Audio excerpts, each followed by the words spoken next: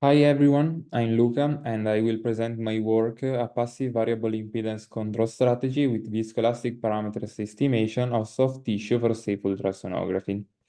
Here we propose an innovative method utilizing variable impedance control, which permits the real-time adjustment of the compliant controller parameters throughout ultrasound procedures.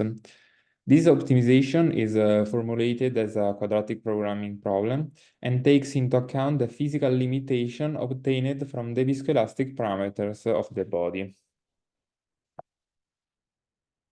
Why robotized ultrasonography? So standard ultrasonography has some limitation. In fact, ultrasound acquisition requires skilled sonographers. There is a lack of repeatability and objectivity of operation. And there is also a shortage of experienced operators, especially in remote areas. So the problem is to how safely control the interaction between the probe of the robot and the patient body. And we think that accounting for the different viscoelastic parameters of the body could be the key for enhancing the performance of the control. Our control framework is divided in two phases. The offline phase, where the viscoelastic parameters are estimated, and one online phase, where these parameters are utilized inside the controller. For the surface reconstruction, we decided to use the hand-cross-lane model to model the soft body behavior.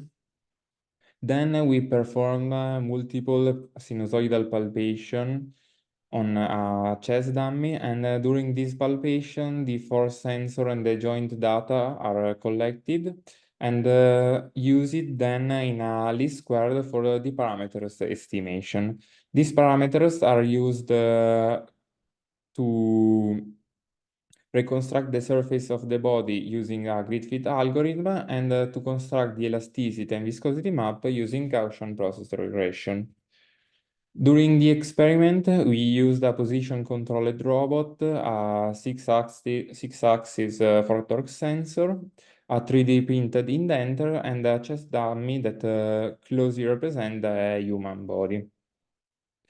Here we show the surface reconstruction results, where on the left we show the elasticity and viscosity map, and on the right we show we show the reconstruction of the surface with on top the elasticity map. Thank you for your attention.